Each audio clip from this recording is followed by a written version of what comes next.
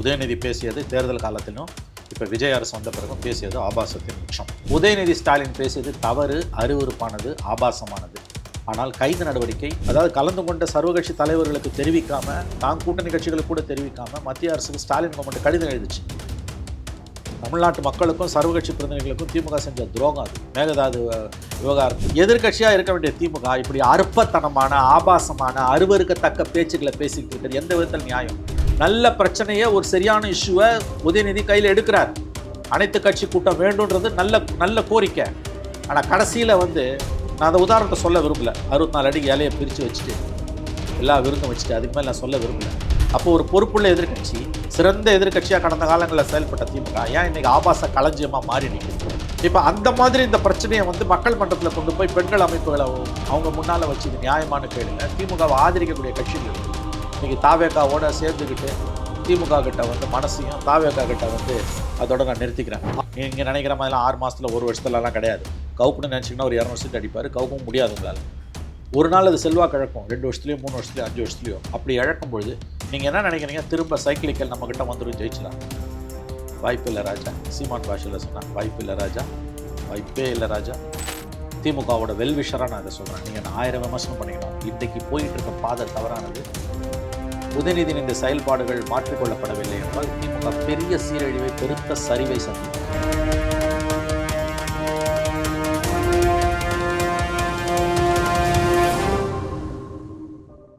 Fourth state Tamil நேயர்களுக்கு அருள்மொழிவர்மனின் அன்பார்ந்த வணக்கங்கள். இது உங்கள் ஃபோர்த் ஸ்டேட் தமிழ் வழங்கும் பெருதலும் பெருதுகள் நிகழ்ச்சி.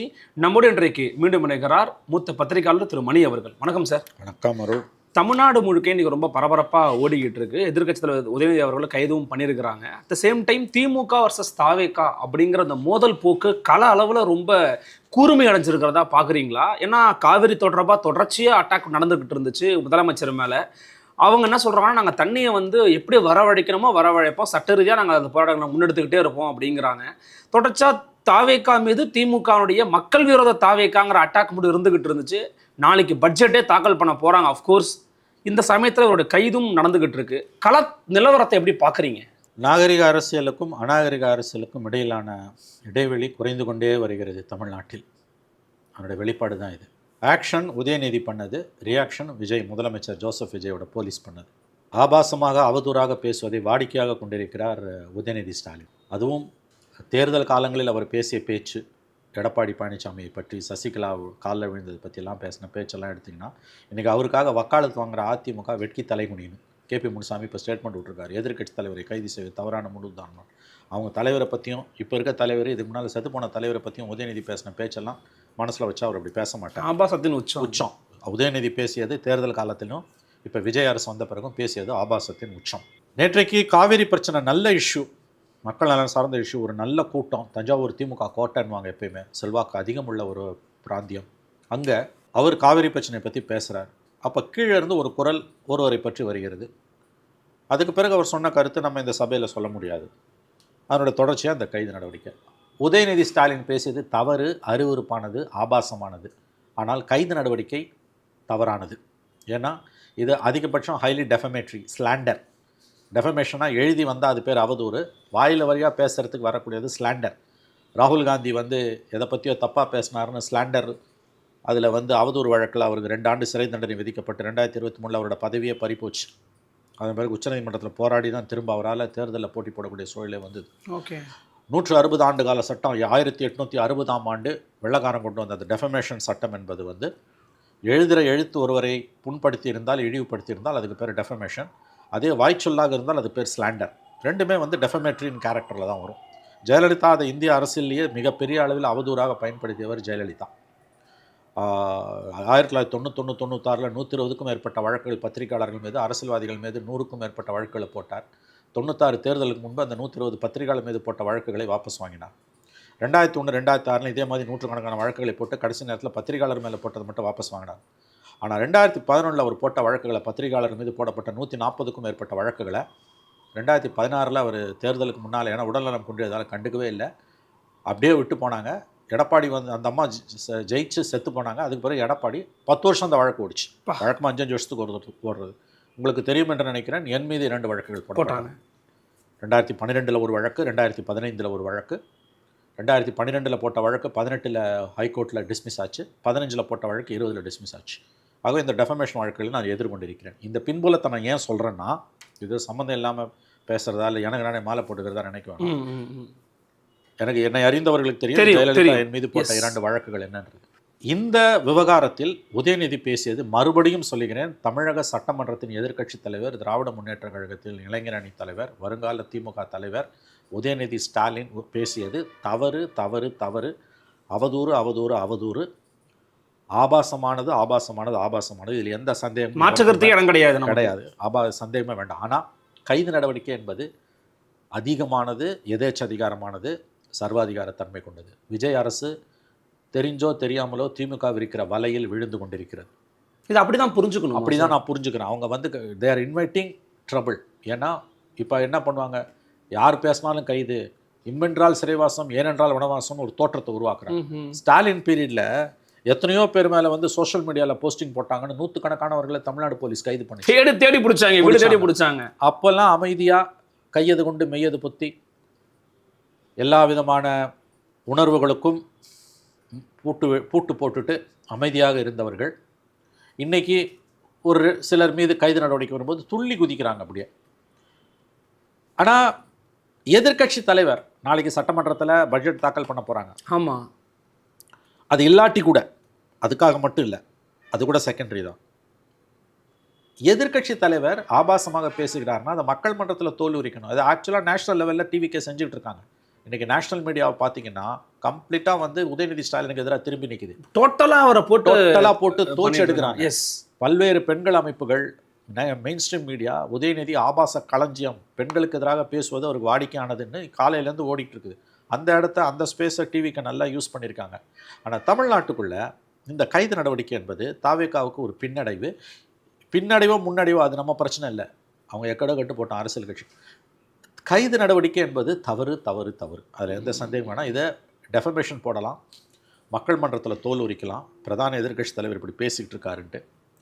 இது என்ன நடக்குதுன்னா, இப்போ மேகதாது விஷயத்தில் அப்படி தான் பண்ணாங்க. தீர்மானத்தில் இல்லாத ஒரு விஷயத்தை எதிர்க்கட்சி தலைவர் கேட்டார், நான் சேர்த்துக்கிறேன்னார் விஜய். அப்படி செய்யவே முடியாது, சட்டமன்ற மரபுகளுக்கு அது எதிரானது. இன்னொன்று 2026 மார்ச் மாதம் தேர்தலுக்கு ஒரு மாதம் முன்னால் மேகதாதுல அனைத்து கட்சி கூட்டத்தை கூட்டிட்டு கட்டக்கூடாதுன்னு சொல்லிட்டு தீர்மானத்தில் இல்லாத ஒரு விஷயத்தை கூட்டணி, அதாவது கலந்து கொண்ட சர்வகட்சி தலைவர்களுக்கு தெரிவிக்காமல், தான் கூட்டணி கட்சிகளுக்கு கூட தெரிவிக்காமல் மத்திய அரசுக்கு ஸ்டாலின் கவர்மெண்ட் கடிதம் எழுதிச்சு. தமிழ்நாட்டு மக்களுக்கும் சர்வகட்சி பிரதிநிதிகளுக்கும் திமுக செஞ்ச துரோகம் அது. மேகதாது விவகாரத்தில் நடுவர் மன்றம் வைக்கணும். ஏன்னா அனைத்து கட்சி கூட்டத்தில் அது தீர்மானத்தில் இல்லை. சரி, நடுவர் மன்றம் வேணுமா வேணாமான்றது உனக்கு ஒரு கருத்து இருக்கும், எனக்கு ஒரு கருத்து இருக்கும், அது வேற. ஆனால் ஒரு அனைத்து கட்சி கூட்டத்தில் ஒரு தீர்மானம் வந்த பிறகு அதில் இல்லாத ஒரு விஷயத்தை சொல்லி நீ மத்திய அரசுக்கு எழுதுறது எதேச்சதிகாரமானது. அது இன்றளவும் கூச்சம் இல்லாமல் திமுகவுடைய தொங்கு சதைகள் நியாயப்படுத்தி பேசிக் கொண்டிருக்கிறார்கள். அதே விவகாரத்தை உதயநிதி ஸ்டாலின் எதிர்க்கட்சி தலைவர் சொன்னார்னு நான் கேட்டுக்கிறேன் அப்படின்னு இதுல அட்டாச் பண்ணிக்கிட்டாரு அவர். தவறு, சட்டமன்ற விதிகளின்படி அது தவறு. பே சண்முகம் சொன்னாரு. இன்ஃபேக்ட் அக்ரி கிருஷ்ணமூர்த்தி கேஸே போட்டிருக்காரு ஹைகோர்ட்ல. இப்போ நான் எதுக்கு சொல்ல வரேன்னா, அதுலேயும் திமுக விரிச்ச வலையில போய் விழுந்தார் விஜய். இது ரொம்ப நுட்பமாக கையாண்டு இருக்க வேண்டிய ஒரு விஷயம். இதில் என்ன ஆகிடும்னா, உதயநிதி பேசினது சரியா தப்பான்ற வாதம் தாண்டி கைது நடவடிக்கை சரியா தப்பான்னு போயிடும். இப்போ நானே அதை தானே பேசிக்கிட்டேன். ஏன்னா உதயநிதி பேசியது அருவருப்பு, வக்ரமான பேச்சு, பொது வாழ்க்கையில் இருப்பவர்கள் பேசக்கூடாத ஒரு பேச்சு. அவ்வளோ பெரிய கட்சியோட தலைவர் கூச்சமே இல்லாமல் அதை பேசுகிறாரு. என்ன இவங்க பிரச்சனை உதயநிதிக்கும் திமுகவும்? இப்பயும் சொல்கிறேன், மே 4ஆம் தேதி வெளிவந்த 2026 சட்டமன்ற தேர்தல் முடிவுகளை திமுகவால் நம்ப முடியவில்லை, ஏற்றுக்கொள்ள முடியவில்லை, ஜீரணிக்க முடியவில்லை. இன்னுமா இந்த நிமிஷம் வரைக்கும் எப்படியாவது கவுந்துராதான். இது அத்தனையோட மூல வேறு அதுதான். ஆள் பிடிக்கிறது, எம்எல்ஏவை தூக்குறது, ஆபாசமாக பேசுறது. இப்போ பேசுனது சரியா தப்பான்னு போயிடும். கைது சரியா தப்பான்னு வந்துடும். கைது செஞ்ச தப்பு ரைட்டு, அவன் பேசலையா இவன் பேசலையான்னு. முதலமைச்சர் இப்போ என்னன்னா, முதலமைச்சர் பேசுறாருங்க, அவர் வந்து எவ்வளோ விஷயங்கள் பேசினாருங்க. அப்பெல்லாம் அமைதியாக தானே இருந்தீங்க. பொம்பளைங்களை பற்றி விஜய் எப்போங்க பேசினாரு? எந்த பெண்ணை பற்றியா விஜய் பேசினாராங்க? கை காமிச்சாரு, அப்படி காமிச்சாரு, வாயில வந்துருன்னாரு. பெண்களை பற்றி அதான் பேசினாரா? இல்லை.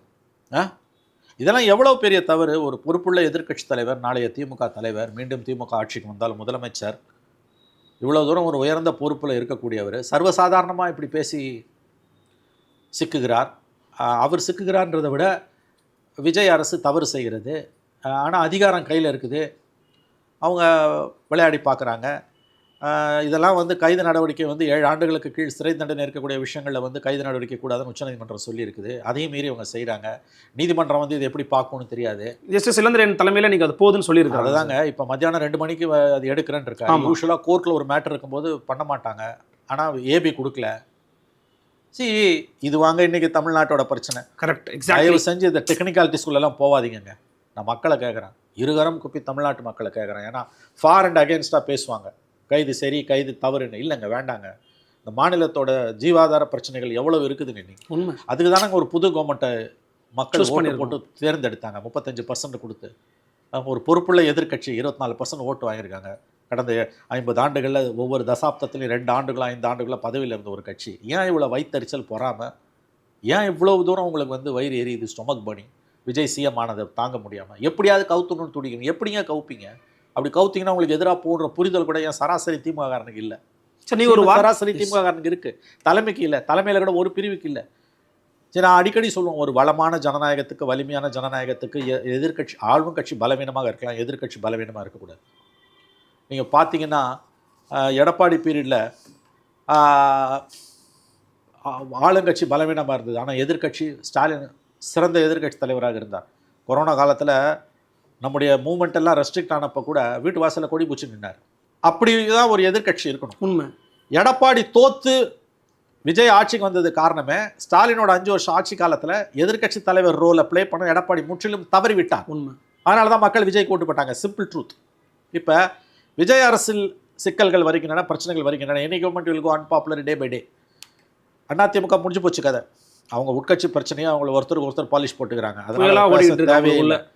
எதிர்கட்சியாக இருக்க வேண்டிய திமுக இப்படி அற்பத்தனமான, ஆபாசமான, அருவருக்கத்தக்க பேச்சுக்களை பேசிக்கிட்டு இருக்கிறது எந்த விதத்தில் நியாயம்? 1000 மக்கள் பிரச்சனை, ஒரு நல்ல கூட்டத்தை நேற்று அங்கே கூட்டுச்சு திமுக. நல்ல கூட்டம் சார். நல்ல கூட்டம், நல்ல பிரச்சனையை, ஒரு சரியான இஷ்யூவை உதயநிதி கையில் எடுக்கிறார். அனைத்து கட்சி கூட்டம் வேண்டும்ன்றது நல்ல கோரிக்கை. ஆனால் கடைசியில் வந்து நான் அந்த உதாரணத்தை சொல்ல விரும்பலை. 64 அடி இலையை பிரித்து வச்சுட்டு எல்லா விருந்தும் வச்சுட்டு அதுக்கு மேலே நான் சொல்ல விரும்பலை. அந்த புத்தி, அந்த எண்ணம் ஏன் வருது உங்களுக்கு நான் கேட்குறேன். எவனோ கூட்டத்தில் கத்தனா கூட சைலண்ட்டாக போக வேண்டியது தானே. அப்போ அந்த ஆபாசன்றது உங்கள் ரத்தத்திலே ஊறி இருக்குல்ல. எவ்வளோ பெரிய பிரச்சனை, ஜீவாதார பிரச்சனை. இதுக்கு அவங்கள மக்கள் எதிர்கட்சி தலைவராக தேர்ந்தெடுத்தாங்க. இப்படி பேசலாமா நீங்கள்? சார், நீ ஒரு கடந்த காலத்தில் திமுக இது நிறைய ஆபாச பேச்சு பேசியிருக்கு. அப்போ தப்பிச்சது காரணம் சோஷியல் மீடியாவில் கிடையாது. வண்ணை ஸ்டெல்லா, வெற்றி கொண்டான், தீப்பொறி ஆறுமுகம், நன்னில நடராசன், ஆடல் அரசு, ஒரு லிஸ்ட்டே இருக்குது. இன்றைக்கி சிவாஜி கிருஷ்ணமூர்த்தி, அவருக்கு அதை வேறு சோஷியல் மீடியாவில் மாட்டி தான் கன்விக்ஷன் ஆச்சு. நான் சொன்ன அந்த பீரியடில் 80s 70s and 80s 90s அப்போ சோஷியல் மீடியாவில் கிடையாது. You can talk anything and get away with it. இப்போ ஒவ்வொரு மூமெண்ட்டும் நம்மளை வாட்ச் பண்ணுறாங்க. ஒரு மனிதன் எல்லா இடத்துலையும் 4 சவுத்தை தாண்டி வீட்டை விட்டு வெளியில் வந்தால் அவன் கண்ணியமாக நடந்துக்கணும். பொதுவெளியில் சட்டசபையில் டீசெண்டாக பேசணும். மற்ற இடத்துல ஆபாசமாக பேசலாமா? எவ்வளோ ஒரு உயிர் நாடியான பிரச்சனை. அந்த இடத்துல இந்த ஆபாச பேச்சு திமுக வாயிலேருந்து வருது. அதை எதிர்கட்சி தலைவர் ஆமோதிக்கிறானா? என்னங்க உங்கள் அரசியல்? ஏங்க இப்போ பிரச்சனையை விட்டுட்டு உதயநிதி கைது சரியா தப்பான்? தமிழ்நாட்டோட ஜீவாதார உரிமைகளுக்கு மாநில அரசோட செயல்பாடுகள் போதுமானவையாக அல்ல, நம்முடைய நலன்கள் புறக்கணிக்கப்படுகின்றன தானங்க உங்களோட உண்மையான கோரிக்கை, மக்களோட கோரிக்கை. இப்போ அது கீழே போயிடுச்சு. இஷ்யூவே மாறி போச்சு சார். இப்போ டோட்டலாக விஜய்க்கு சம்பந்தம் இருக்கிறதோ இல்லையோ நமக்கு தெரியாது. அந்த ஒரு நடிகை பற்றியும் அவங்க அம்மாவை பற்றியும் பொதுவெளியில் பேசுறதுன்றது எந்த வழியில் நியாயமான? இன்னொன்று, இது அடிப்படையில் ஆணாதிக்க புத்தி, பெண்களுக்கு எதிரான புத்தி, ஆணாதிக்க புத்தி தான். ஆணாதிக்க புத்தி. இப்படிலாம் பேசுகிறவனுங்க அவங்க வீட்டு பெண்களை பற்றி பேசினா கேட்டுப்பானுங்களா? நான் கேட்குறேன். அவன் யாராக வேணா இருக்கட்டும். இப்படிலாம் பேசுகிறானுங்களே சம்மந்தமே இல்லாமல் அந்த நடிகை பற்றியும் அவங்க அம்மாவை பற்றியும். ஏன்டா உங்கள் வீட்டு பெண்களை பற்றி பேசினா உனக்கு ஏறியும் இல்லைடா? அப்படி தானடா அவங்களுக்கும் இருக்கும். இந்த பிரச்சனைக்கு அவங்களுக்கு என்னடா சம்மந்தம்? நீ விஜயை பற்றி என்ன வேணால் விமர்சனம் பண்ணு. அவரோட அரசியலை பற்றி, கட்சியை பற்றி, கோட்பாடுகள், செயல்பாடுகளை, சம்மந்தமே இல்லாத பெண்களை பற்றி ஏன்டா எழுக்கிறீங்க? அப்போ உங்கள் புத்தி வக்ர புத்தி தானே. இப்போ நம்முடைய பொதுவெளியோட விவாதம் எதிர்கட்சி செயலிழந்து போவதால் ஆளுங்கட்சி சிறப்பான ஆளுங்கட்சியாக இல்லை. இது ஒரு வீக் கவர்மெண்ட்டாக தான் இருக்குது. ஏன்னா தனி மெஜாரிட்டி உங்களுக்கு இல்லைன்றதால எண்ணிக்கை அளவில் மட்டும் நான் சொல்லலை. அது கூட கிடையாது. 118 இருந்தால் கூட நான் சொல்கிறேன். இது வந்து பொலிட்டிக்கலி வந்து ஒரு ஸ்ட்ராங் கவர்மெண்ட்டாக இல்லை. ஏன்னா எல்லாமே புது பசங்க, புதுசாக இருக்காங்க. உண்மை. இன்எக்ஸ்பீரியன்ஸ். அப்போ இந்த இடத்து பல இஷ்யூஸ்லாம் உங்களுக்கு ஸ்டாண்டே இல்லை. இது ஒரு வினோதமான கட்டமைப்பு தமிழ்நாட்டில் இருக்குது. அப்போ ஒரு பொறுப்புள்ள எதிர்கட்சி, சிறந்த எதிர்கட்சியாக கடந்த காலங்களில் செயல்பட்ட திமுக ஏன் இன்னைக்கு ஆபாச களஞ்சியமாக மாறி நிற்குது? சிறந்த எதிர்க்கட்சியாக செயல்பட வேண்டிய திமுகன்னு சொல்றீங்க. கடந்த காலகட்டங்களில் சிறந்த எதிர்க்கட்சியாக செயல்பட்ட திமுக இப்போ சமீப காலங்கள் இப்படி செயல்பட ஆரம்பிக்கிறாங்க அப்படின்னா தலைமையினுடைய மாற்றம் ஒரு ஏதாவது ஸ்டாலினுடைய காலகட்டத்தில் இவ்வளவு ஆபாசமா வந்து அவர் பேசுனது கிடையாது. சிவாஜி கிருஷ்ணமூர்த்தியோ யாரோ ஒருத்தவங்க மேடையில் பேசலாம். ஆனால் எதிர்க்கட்சி தலைவர் நீங்க சொன்ன மாதிரி வருங்கால திமுகவின் தலைவர் இப்படி பேசுறதுங்கிறது ஒரு எதிர்க்கட்சிக்கான ரோலை ரெஸ்பான்சிபிலிட்டியை புரிந்து கொள்ளாத தன்மைக்கு நோக்கி நகருகிறதா? புரிந்து கொள்ளாத தன்மைதான். தன் மீது சுமத்தப்பட்டிருக்கக்கூடிய பொறுப்பு, தன் தோளில் உள்ள சுமையின் உண்மையான ஆழமும் அகலமும் நீளமும் பரிமாணமும் அதன் உண்மையான பொருளும் உதயநிதி ஸ்டாலினுக்கு புரியவில்லை. இது கிடையாது சார், இப்படிலாம் பேசக்கூடாது சார். உங்ககிட்ட சோஷியல் மீடியா இருக்குது. 5 வருஷமாக நீங்கள் உங்களை எதிர்த்து எழுதினவங்களும் உங்களை விமர்சித்தவங்களெல்லாம் எவ்வளோ கேவலமாக பேசுனீங்க. அன்றைக்கி போலீஸ் கையில் இருந்தது. உங்கள் ஆதரவாக பேசினவங்களாம் தப்பிச்சா, உங்களுக்கு எதிராக பேசினவங்களாம் பிடிச்சி உள்ளே போட்டிங்க. காலச்சக்கரம் சார். மேலே இருக்கவன் கீழே வருவான், கீழே இருக்கவன் மேலே போவான். இன்றைக்கி அனுபவிக்கிறீங்க. தனிப்பட்ட உதயநிதியோட பிரச்சனைகளை பற்றி நமக்கு கவலை இல்லை. ஒரு பிரதான எதிர்க்கட்சி தன் கடமையை தவறும் பொழுது, எதிர்க்கட்சி தலைவர் கடமையை தவறும் பொழுது அது மிக மிக ஆபத்தானது ஜனநாயகத்துக்கு. ஆனால் இப்பயும் நான் சொல்கிறேன், உதயநிதி ஸ்டாலின் கைது தவறு, நிச்சயமாக தவறு தவறு தவறு தவறு. விஜய் போலீஸ் எல்லை மீறுகிறது. இது கைது செய்ய வேண்டிய விஷயம் கிடையாது. தோல் உரிங்க அவங்கள மக்கள் மன்றத்தில். ஆல்ரெடி நீங்கள் அதை பண்ணியிருக்கீங்க. நேஷனல் மீடியா பூரா இன்னைக்கு பத்திட்டு இருக்கு. நேஷனல் மீடியாவில் டிவிக்கு ஸ்கோர் பண்ணிடுச்சு. DMK is last. இப்போ பப்ளிக் ஒப்பீனியன் திமுக எதிராக திரும்புது நேஷனல் லெவலில். இந்த புரிதல் திமுகவில் யாருக்குமே இல்லை. இந்த தோல்வி கடந்த காலங்களோட தோல்வி மாதிரி கிடையாது திமுகவுக்கு. ஒருவேளை கண்டிப்பாக விஜய் அரசும் ஒரு நாள் செல்வாக்கு இழக்கும். 2 வருஷத்துலையோ 3 வருஷத்துலையோ 5 வருஷத்துலையோ. நீங்கள் நினைக்கிற மாதிரிலாம் 6 மாதத்தில் 1 வருஷத்துலலாம் கிடையாது. கவுக்குன்னு நினச்சிங்கன்னா ஒரு 200 சீட் அடிப்பார். கவுக்கவும் முடியாது உங்களால். ஒரு நாள் அது செல்வாக்கு இழக்கும். 2 வருஷத்துலையோ 3 வருஷத்துலையோ 5 வருஷத்துலையோ. அப்படி இழக்கும் பொழுது நீங்கள் என்ன நினைக்கிறீங்க? திரும்ப சைக்கிளிக்கல் நம்மக்கிட்ட வந்துடும், ஜெயிச்சலாம். வாய்ப்பில்லை ராஜா. சீமான் பாஷையில் சொன்னால் வாய்ப்பில்லை ராஜா, வாய்ப்பே இல்லை ராஜா. அது அண்ணாமலைக்கு போகலாம், இல்லை தனுஷுக்கு போகலாம், வேறு புதுசாக வர எவனுக்கோ கூட போகலாம். திமுக வராது. இந்த 118 வாங்கி நீ ஜெயிக்கிறதுன்றதை இழந்துட்டேன். இந்த தோல்வி கடந்த கால தோல்விகளிலிருந்து 100% வித்தியாசமானது. இந்த தோல்வியை விஜய்க்கு ஏன் மக்கள் ஓட்டு போட்டாங்கன்றத குறைஞ்சபட்ச அறிவு இருந்ததுன்னா சோஷியலாஜிக்கலாக, பொலிட்டிக்கலாக, ஆந்த்ரபாலஜிக்கலாக, சைக்கலாஜிக்கலாக, எக்கனாமிக்கலாக பல ஆங்கிளில் நம்ம டீகோட் பண்ணலாம். 10 தீசிஸ் எழுதலாம். உடனே விஜய் சொம்புன்னுவானுங்க. சொல்கிறவன் சொல்லிட்டு போட்டோம். 100 கோடி செலவு பண்ணான் பெரம்பூரில் தோக்கடிக்கிறதுக்கு, அவர் ஜெயிச்சார். தஞ்சை கிழக்கில், திருச்சி கிழக்கில் அதே மாதிரி செலவு பண்ணாங்க, அவர் ஜெயிச்சிட்டாரு.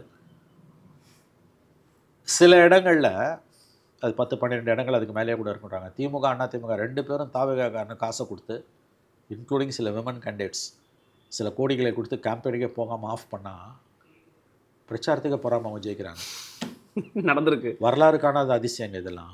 நான் சொல்கிறது அத்தனையும் சத்தியம். அப்போ மக்கள் மனங்களில் ஏற்பட்டிருக்க மாற்றத்தை தயவு செஞ்சு புரிஞ்சுக்கோங்க. இன்னொன்று, நேற்றுக்கு ஒரு முக்கியமான நிகழ்வு தமிழக இந்திய அரசியலில். ஜன்ஸ்வராஜ் இயக்கத்தின் தலைவர் பிரசாந்த் கிஷோர் வெற்றி பெறுகிறார். எந்த தொகுதியில் தெரியுமா? பிஜேபி மிக வலுவாக பலமுறை வென்ற தொகுதி. கடந்த தேர்தலில், இப்போ நடந்த போன வருஷம் 9 மாதமாக நடந்த தேர்தலில் பிஜேபி அங்கே கிட்டத்தட்ட வந்து 50,000 ஓட்டில் ஜெயிக்குது. நிதின் நபீன் அந்த இடத்துல ஜெயிக்கிறாரு. Quality of constituency is very different. Very very important. Karunanidhi எம்ஜிஆரும் பவர்ஃபுல்லாக இருக்கும்போது ஆண்டிப்பட்டியில் போய் கருணாநிதி ஜெயிச்சாருன்னா, அல்லது திருவாரூரில் போய் ஜெயலலிதா ஜெயிச்சாங்கன்னா அது எப்படி முக்கியமானதோ அந்த மாதிரி முக்கியமானது. அப்போ இந்திய அரசியலே இன்றைக்கி ஜந்தர் மந்தர் போராட்டத்துக்கு பிறகு நாம் புரிந்து கொள்ள வேண்டியது ஒரு மிகப்பெரிய மாற்றத்தை நோக்கி சென்று கொண்டிருக்கிறது. திமுக விழித்து கொள்ள வேண்டிய நேரம். ஒரு உண்மையான ஒரு பிரஜையா, ஒரு அப்போசிஷன் வேணும், நல்ல அப்போசிஷன் வேணுன்ற எண்ணத்தில் திமுகவோட வெல்விஷராக நான் அதை சொல்கிறேன். நீங்கள் நான் 1000 விமர்சனம் பண்ணிங்கனாலும் இன்றைக்கி போயிட்டுருக்க பாதை தவறானது. உதயநிதியின் இந்த செயல்பாடுகள் மாற்றிக்கொள்ளப்படவில்லை என்றால் திமுக பெரிய சீரழிவை, பெருத்த சரிவை சந்திக்கும். பப்ளிக் பர்செப்ஷன் எப்படி சார் இது வந்து பார்க்கும்னு நினைக்கிறீங்க? ஏன்னா நீங்கள் சொல்கிற மாதிரி இன்டெலெக்சுவல் தளத்தில், உங்களை போன்ற அறிவுஜீவிகள் தளத்தில் இருக்கிறவங்கலாம் அரசாங்கத்தினுடைய இந்த காவல்துறை செயல்பாடு அதீதமானதுன்னு சொல்கிறோம். பப்ளிக் பர்செப்ஷன் என்னங்க பேசிகிட்டே இருப்பார், சும்மா இருப்பாங்களா இப்படின்ற டோன் நோக்கி நகர்றாங்க. அப்போ இது முழுக்க முழுக்க திமுக எதிரால போகுது. இல்லை, இப்போ வந்து இது 2-3 மாதம் கூட ஆகலை. இல்லை, இந்த 20ஆம் தேதி தான் 100 நாள் ஆக போகுது. Yes, elections are far away. நாளைக்கு பட்ஜெட்டுங்க. இப்போ நான் சொல்கிறது இவங்கெல்லாம் கவுந்துரும் திமுகக்குள்ள ஒரு தரப்பினர் நப்பாசையோட இருக்கிறாங்கல்ல. அப்படி கவுந்துன்னே வச்சுக்கோங்க. 1 வருஷம் எலெக்ஷன் வராது, சத்தியமாக பிரசிடென்ட் ரூலில் போட்டுருவோம். அதுக்கு பிறகு வரதுலலாம் வந்து சத்தியமாக திமுக வராது. ஏன்னா நீங்கள் 5 வருஷம் இவர் ஆள விடலைன்னா உங்கள் மேலே இருக்க வெறுப்பு போகாது. தயவு செஞ்சு இதை புரிஞ்சுக்கோங்க. பப்ளிக் பர்செப்ஷனை பற்றி இது எதுவுமே மக்களுக்கு கவலை கிடையாது. கைது நடவடிக்கையும் கவலை கிடையாது. அவர் ஆபாசமாக பேசினதும் பெரிய அளவில் அது தாக்கத்தை ஏற்படுத்தாது. அன்றாட வாழ்க்கை பிரச்சனை இல்லாமல் இன்னைக்கு சிக்கிக்கிட்டு இருக்கான். 12 மாவட்டங்கள் எல்லினோ பாதிப்பால் தமிழ்நாட்டில் பாதிக்கப்பட்டிருக்கு. இப்போ தான் தண்ணி கொஞ்சம் கொஞ்சமாக வந்துக்கிட்டு இருக்குது. இங்கே இருக்கக்கூடிய குருவை போச்சு சார், குருவை போச்சு, சம்பாதான் நமக்கு மெயின்ன்றாங்க. எனவே தப்பிச்சிடலான்னு தான் நினைக்கிறேன் இந்த முறை. அப்போ மாநிலத்தோட ஜீவாதார பிரச்சனைகளை பற்றி கவலைப்படாமல் இந்த மாதிரியான என்னங்க இது நான் கேட்குறேன். இன்றைக்கி என்ன மக்கள் முட்டாளு நினச்சிருக்கானா திமுககாரன்? உங்களுக்கு ஓட்டு போட்டவங்களாம் இன்றைக்கி உங்கள் இஷ்டத்துக்கு பேசுவீங்க. இதுக்காக நாங்கள் உங்களுக்கு ஓட்டு போட்டாங்க 1 கோடி மக்கள் 1.25 கோடி மக்கள் என்னமோ உங்களுக்கு ஓட்டு போட்டிருக்காங்க. அங்கே ஆக்கப்பூர்வமான எதிர்க்கட்சியாக செயல்படுங்கன்னா யாரோ ஒரு நடிகை பற்றி அவங்க அம்மாவை பற்றியும் பேசிக்கிட்டு என்னங்க இது எந்த விதத்தில்ங்க நியாயம்? அப்போ திருவாளர் பொதுஜனம் உங்கள் கேள்வி மக்கள் என்ன மக்கள் உதய் பேசினதும் ஒரு பெரிய இஷ்யூ கிடையாது, போலீஸ் ஆக்ஷனும் ஒரு இஷ்யூ. அப்படியா? சில பேர் அப்படியா அதில் கொஞ்சம் ஆர்வம் இருக்கும் ஒரு நடிகைன்றதுனால. இன்னொரு தரப்பு கைது பண்ணது கரெக்டு தான்வான், ஆனால் அடுத்து கடந்து போயிடுவான். அவனோட அன்றாட பிரச்சனை. ஓட்டு போடும்போது அந்த நடிகையை பற்றி பேசுனது தப்பு ரைட்டுன்னோ கைது சரி தப்புன்னு ஓட்டு போட மாட்டான். எலெக்ஷன் எங்கேயோ கிடைக்கும். உன் செயல்பாடுகளால் தான் எடை போடப்படுவாய். இந்த அரசை கேள்வி கேட்கறதுக்கு 1000 அதை தான் நான் சொல்கிறேன். நல்ல கூட்டங்க இது, முக்கியமான நோக்கம் சார். நோக்கம் நல்ல கூட்டம். அங்கே போய் இந்த பேச்சை பேசி இன்னைக்கு சிக்கலில் மாட்டின்னு இருக்கீங்களே திமுககாரங்களால். நான் கேட்குறேன், மனசாட்சி உள்ள திமுககாரங்களோட முடிவுக்கு நான் விட்டுறேன். இதெல்லாம் இது எழுதி வச்சுக்கோங்க. ஜன்ஸ்வராஜையை நான் கொண்டு வந்தேன்னா ஏக இந்தியாவும் இன்றைக்கி ஒரு மிகப்பெரிய மாற்றத்தில் போயிட்டு இருக்குது. ஜென்ஸி எங்கேயோ போயிட்டான். நீ ஒரு 10 பேரை கூட்டு வந்து ஜென்சின்னு அறிவால் பனியனை போட்டுக்கிறதெல்லாம் உன் பக்கம் வந்துடுவான்னு நினைக்காது. இப்போ அந்த ஜென்சியில் இருக்கிற பெண்கள் இது எப்படி சார்? அதை தான் கேட்குறேன், அவங்கள தான் கேட்கணும். ஏன்மா இதெல்லாம் நியாயமாமான்னு? இல்லை வக்காலத்து வாங்குறாங்கல்ல சுற்றி நின்றுங்கன்னு, அவ்வளோ பெரிய வக்கீலுங்க டீமு. அவங்க வீட்லேயும் லேடிஸ் இருப்பாங்கல்ல. இது எந்த விதத்தில் இது நியாயம்? நீ ஒரு ஊழல் குற்றச்சாட்டு சொன்ன அல்லது ஏங்க கொலை குற்றச்சாட்டு இருந்தால் கூட டிஃபெண்ட் பண்ணலாங்க. இது என்ன பேச்சு இது? இதுக்கு தானே மக்கள் உங்களுக்கு ஓட்டு போட்டாங்க. சேப்பாங்க இதில் ஓட்டு போட்டாங்க அத்தனை பேரும் இந்த மாதிரி போய் பேசுங்க உதயனா ஓட்டு போட்டாங்க. அட் த பீக் ஆஃப் எலெக்ஷனியரிங் எங்கேயோ ஒரு இடத்துல ஏதோ பேசுறது வேறங்க. ஒரு பொது பிரச்சனை, மாநிலத்தையே உழுக்கிற பிரச்சனை, எல்லோருக்குமான பிரச்சனை இல்லை. ஒரு கண்டன ஆர்ப்பாட்டத்தில் இந்த பேச்சை நீங்கள் பேசுகிறீங்கன்னா உங்கள் புத்தி எவ்வளோ வக்ரமாக இருக்குது. அப்போ பொது பிரச்சனை பற்றி பேசுகிறதுக்கான உரிமையோ தார்மீக தகுதியோ அருகதையோ உங்களுக்கு இருக்கா? மக்கள் முட்டாள் நினைக்கிறீங்களா? இப்போ என்ன இது இவ்வளோ தூரம் நம்ம பேசுகிறோம், ஆனால் இது அத்தனையும் ஒரு நொடியில் விஜய் போலீஸ் விஜய் கவர்மெண்ட்டு அழிச்சு சொந்த செலவில் சூனியம் வச்சுக்குது. அரெஸ்ட் பண்ணுறதால எல்லா நியாயமும் அடிபடுது. அரெஸ்ட் பண்ணுற கேஸ் கிடையாது, இது கண்டிப்பாக கிடையாது. இது டெஃபமேஷன், ஸ்லாண்டர். தோல் உரிங்க மக்கள் மன்றத்தில். Let the people decide. பேசிக்கிட்டே போட்டுப்பேன். அடுத்த எலெக்ஷனில் வாஷ் அவுட் ஆவாங்க. அதுவும் எதிராக முடியும் அவங்களுக்கு. எம்ஜிஆர் உயிரோடு இருந்த வரைக்கும் உங்களால் எந்திரிக்க முடியல. அதுக்கு காரணம் இந்த ஆபாச பேச்சு. 10 வருஷம் தண்ணி குடித்தாங்க 10 வருஷம் ஆபாச பேச்சால். ஜெயிலுக்கு போயிட்டு திரும்ப திரும்ப ஜெயலலிதா ஜெயிச்சாங்க இந்த ஆபாச பேச்சால். அப்போலேருந்தே இப்படிதான். அப்போ வரலாறு இதுதான், டிஎன்ஏவே தான். ஆனால் இன்னைக்கு மாறி இருக்கு, அதை புரிஞ்சுக்கோங்க. அப்போ 5 வருஷத்துக்கு ஒரு தடவை வந்தீங்க. இல்லை ராஜா, இப்போ வாய்ப்பே இல்லை. அதுக்கு தான் நான் ஜன்ஸ்வராஜை கொண்டு வரேன். இது இந்தியா பூரா ஏற்பட்டு இருக்க மாற்றம், முக்கியமான மாற்றம். அவன் பார்க்குறாங்க. இன்னொன்றுங்க, இதில் நடக்குதுங்க இன்றைக்கி எல்லாமே. செல்ஃபினி இதில் நடக்குது, மொபைலில் சோஷியல் மீடியாவில் நடக்குது. சோஷியல் மீடியாவில் சகலமும் வருது. 2 தரப்பையும் அவன் பார்ப்பான் இல்லைங்க. எல்லாருக்கும் எல்லாம் தெரியுது இல்லை. ஒரு வாய்ப்பை விஜய் அரசு இழந்திருக்கிறது. பிரதான எதிர்க்கட்சி கடமை தவறி கொண்டிருக்கிறது. இப்போ நாளைக்கு பட்ஜெட் அங்கே தான் சார். இப்போ என்ன சொல்கிறாங்கன்னா, திமுகவினர் திட்டமிட்டு பட்ஜெட் அன்றைக்கு உதயநிதி உள்ளே இருக்கக்கூடாதுங்கிறதுக்காக இந்த கைது நடந்திருக்குது. எதிர்க்கட்சிகளை முடக்கும் சதி, போலீஸ் அராஜகம் ஒழிக இப்படின்னு அவங்களுடைய அந்த முழக்கங்களை முன்வைக்கிறாங்க. அது அவங்களோட ஸ்ட்ராட்டஜி. உள்ளே இருந்தாருன்னா இவர் என்ன பட்ஜெட்டை பற்றி என்ன இவர் பெருசாக அப்படியே பேசி உங்களுக்கு கவர்மெண்ட்டை கவுத்துருவாரேன்னா அதெல்லாம் கிடையாது. அது நோக்கம் கிடையாது. விஜய் அவசரப்படுகிறார். அவர் சட்டமன்றத்துக்குள்ளே உதயநிதி செயல்படக்கூடாதுன்றதெல்லாம் அவருடைய நோக்கம் கிடையாது. அவசரப்படுகிறார், உணர்வு ரீதியாக அவர் புண்படுகிறார். சென்சிட்டிவ் இஷ்யூஸ் இதெல்லாம் ஒவ்வொரு மனிதனுக்கும் ஒரு சென்சிட்டிவ் இஷ்யூ இருக்கும். இவர்கள் தொடர்ந்து விஜயை சீண்டுகிறார்கள். அந்த வீக்னஸை பார்த்து இவங்க அடிப்பாங்க. அதை இன்னும் மெச்சூர்டாக அவர் ஹேண்டில் பண்ணலாம். எம்ஜிஆர் மாதிரி ஜெயலலிதா மாதிரி ஹேண்டில் பண்ணலாம். அவங்கள விட்டாங்கனாலே போதும். கைது மட்டும் பண்ணாமல் எவ்வளோ வேணால் பேசுங்கடான்னு அவங்கள திமுககாரங்களை விஜய் விட்டார்னாலே போதும். அவங்க தானாக மக்கள் மன்றத்தில் தோல் உறிஞ்சு நிற்பாங்க.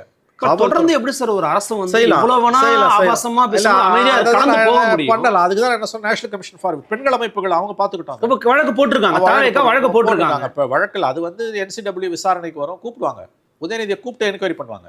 ஓ, அவர் கட்டாயமா போய் ஆகணும். கண்டிப்பா போய் ஆகணும். அரெஸ்டிங் பவர்ஸ் கிடையாது அவங்களுக்கு, பட் சம்மன் பண்ணா யாரா இருந்தாலும் போய் ஆகணும். நேஷனல் கமிஷன் ஃபார் விமன் யாருக்கு சம்மன் பண்ணாலும் போய் நிக்கணும்.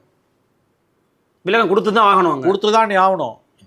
இது கேஸ்ல அவங்க பண்ணுவாங்களா இல்லையான்னு தெரியாது, but NCW has got enormous powers. Arresting powers கிடையாது. they can summon. State commission for women suo மோட்டவா இதை எடுக்கலாம், அவங்க எடுப்பாங்களான்னு தெரியாது. இப்போ அந்த மாதிரி இந்த பிரச்சனையை வந்து மக்கள் மன்றத்தில் கொண்டு போய் பெண்கள் அமைப்புகளை அவங்க முன்னால் வச்சு இது நியாயமான கேளுங்க. திமுகவை ஆதரிக்கக்கூடிய கட்சிகள் இருக்குல்ல, இன்றைக்கி தாவேகாவோட சேர்ந்துக்கிட்டு திமுக கிட்ட வந்து மனசையும் தாவேகா கிட்ட வந்து அதோட நான் நிறுத்திக்கிறேன். அவங்க அந்த கட்சிகளில் இருக்கக்கூடிய பெண்கள் அமைப்புகள் இருக்காங்கல்ல, women groups, let them speak. மாதர் சங்கங்கள் கண்டிச்சிருக்காங்க. பே சண்முகம் தோழர் வன்மையா கண்டிக்கிறது, ஆபாசமான பேச்சு, அருவருக்கு அதான் அது அந்த மாதிரி கொண்டு போங்க. சமூகத்தில் வந்து அவங்களை எக்ஸ்போஸ் பண்ணுங்க. திமுக உள்ள ஒரு மகளிர் அணின்னு ஒன்று இருக்குல்ல, இப்போ கனிமொழி என்ன பண்ணாங்க, அம்மையார் கனிமொழி என்ன செய்கிறார், இந்த பேச்சை வேற யாரையாவது பற்றி தான் இன்னைக்கு பொங்கி எழுந்து வந்து முன்னால 100 ட்வீட் போட்டிருப்பாங்கல்ல மேடம் கனிமொழி, உடனடியாக ரியாக்ட் பண்ணியிருப்பாங்க. எங்கே போனாங்க மேடம் கனிமொழி? அப்போ மக்கள் மன்றத்தில் பொலிட்டிக்கல் கம்பல்ஷன் தானே உங்களுக்கு. என் வீட்டு பெண்ணை பற்றி நீ பேசுனா எனக்கு கோவம் வரும், உன் வீட்டு பெண்ணை பற்றி நான் பேசுனா உனக்கு கோவம் வரும். பெண்களை பற்றி பேசினா எல்லாருக்கும் தான் கோவம் வரணுன்ற பொதுவான புரிதல் எப்போ வரப்போகுது? இடதுசாரிகளை தவிர மற்ற எல்லாரும் பெண்கள் விஷயத்தில் கேவலமாக தான் பேசுகிறாங்க, எக்ஸப்ட் லெஃப்ட் பார்ட்டிஸ், எக்ஸப்ட் இடதுசாரிகள். மற்ற அத்தனை பேரும் ஏதோ ஒரு கட்டத்தில் பெண்களை பற்றி கேவலமாக தான் பேசுகிறானுங்க. அப்போ இது இது இது வந்து ஒரு எதிர்க்கட்சி தலைவருடைய இந்த செயல் முக்கியமான ஒரு ஜீவாதார பிரச்சனையில் இன்றைக்கி எங்கே வந்து நிற்குது? கர்நாடகா ஒரு குரலில் பேசும்போது, ஏங்க விஜய் அனைத்து கட்சி கூட்டத்தை கூட்டலைன்னு பேசுகிறீங்களே, நீங்கள் இந்த மாதிரி ஆபாசமெல்லாம் பேசுகிறீங்களே, இதை பற்றி யாரும் கேள்வி கேட்க மாட்டாங்களா? எப்படி நேருக்கு நேரம் முடிச்சுக்கிறோம், எப்படி உங்களை பார்க்க முடியும்? இந்த பேச்சு பேசக்கூடிய கட்சியோட பிரதிநிதியை கூப்பிட்டு எதுக்கு அனைத்து கட்சி கூட்டத்தை நான் பேசணும்னு விஜய் கேட்டார்னா அதில் இருக்க நியாயத்தை எப்படி நம்ம மறுக்க முடியும்? ஒரே ஒரு தப்பை விஜய் அரசு செய்திருக்குது, கைது பண்ணிருக்க கூடாது. மக்கள் மன்றத்தில் இவங்களை மேலும் மேலும் அம்பலப்படுத்தணும், தோல் உரிக்கணும். பெண்கள் அமைப்புகள் அதில் முன்னணியில் வந்து நிற்கணும். நிபந்தனையற்ற மன்னிப்பு உதயநிதி ஸ்டாலின் கேட்குற வரைக்கும், சட்டத்தின்படி அவர் கேட்குறாரோ இல்லையோ, பெண்கள் அமைப்புகள் நிபந்தனையற்ற மன்னிப்பு அவர் உதயநிதி கேட்குற வரைக்கும் இந்த போராட்டங்களை முன்னெடுக்கணும், அறவழி போராட்டங்களை.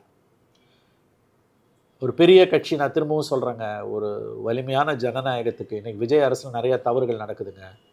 இன்னும் 6 மாதம் ஒரு ஆண்டில் வந்து நிரம்ப சிக்கல்கள் வரும். ஒரு வலிமையான எதிர்க்கட்சி நமக்கு தேவை. ஸ்டாலின் கவர்மெண்ட்டு வீட்டுக்கு போச்சு, எடப்பாடி தான் வந்திருக்கணும். ஏன் புதுசாக ஒருத்தர் வந்தார்னா 5 வருஷம் தூக்குனார். அவர் எதிர்கட்சியாக செய்ய வேண்டிய கடமையில் ஸ்டாலின் எதிர்கட்சியாக இருக்கும்போது செஞ்சதில் 110% கூட எடப்பாடி செய்யலை. அதனால தான் இன்றைக்கி அதிமுகவும் தோற்று போச்சு, கட்சியும் கலகலத்து காணாமல் போயிட்டுருக்கு. அந்த நிலைமை திமுகவுக்கு வரக்கூடாது. அந்த ஒரே எண்ணத்தில் தான் நம்ம பேசுகிறோம். கேட்குறது கேட்காது அவங்களோட உரிமை. நாடு முழுவதும் இன்றைக்கி ஏற்பட்டிருக்கக்கூடிய ஒரு மிகப்பெரிய ஒரு மாற்றம், புரட்சி. ஜன்சுராஜோட தலைவர் ஜெயித்தது இன்றைக்கு ஜந்தர் மந்தர் போராட்டத்தின் எதிரொலி. இந்தியா முழுவதுமே வந்து ஜென்சி என்று சொல்லக்கூடிய அந்த தலைமுறை ரெஸ்ட்லெஸ்ஸாக மாறிட்டு இருக்காங்க. ஒரு 15 வயசு பொண்ணு மோடிக்கு எதிராக இன்ஸ்டாகிராமில் போஸ்டிங் போடுறான், அதுக்கு பிறகு பயப்படுறான், எல்லாம் பண்ணுறான். அது வேற, மோடியை அவங்க அம்மாவை இழுத்து வச்சு பேசுகிறாங்க. அப்போ கீழே எந்த அளவுக்கு கொந்தளிப்பு இருக்குது, கொதிநிலை இருக்குது, தமிழ்நாட்டுக்குள்ளேயும் அது இருக்குது. அப்போ அது நியாயமான வழிகளில் பிரதான எதிர்க்கட்சிகள் தோல்வி அடைந்ததால தான் புதுசாக வரக்கூடியவங்க பாதை தெரியாமல், டைரக்ஷன் இல்லாமல், லீடர்ஷிப் இல்லாமல் போயிட்டு இருக்காங்க. இன்றைக்கி ஒரு வலுவான எதிர்க்கட்சி தமிழ்நாட்டுக்கு தேவை. கடந்த காலங்களில் அப்படி செயல்பட்டிருக்கக்கூடிய திமுக அப்படி மீண்டும் தன்னுடைய ஒரிஜினல் ரோலை ப்ளே பண்ணுறதுக்கு ஒரு நல்ல வாய்ப்பு இது. அப்படி செய்யலைன்னா வரலாற்று பிழையை திமுக செய்கிறது. உதயநிதியோட பேச்சு ஆபாசத்தின் உச்சம். அவர் நிபந்தனையற்ற மன்னிப்பு கேட்க வேண்டும். சட்டத்திலிருந்து அவர் தப்பலாம். அதை இன்றைக்கே கூட பெயில் கொடுத்துருவாங்க. கைதே தவறுன்னு நம்ம சொல்கிறோம், அதனால் பெயிலை பற்றின பேச்சுக்கு இடம் கிடையாது. பட் ஓவரால் பாலிடிக்ஸ் என்ன, அதை பேசுகிறதுக்கு இன்றைக்கி ஆள் இல்லை. எனவே இது தமிழ்நாட்டுக்கு ஓவரால், தமிழ்நாடு பாலிடிக்ஸ்க்கு, தமிழக அரசியலுக்கு நல்லது ஒரு ஆரோக்கியமற்ற தன்மை பொது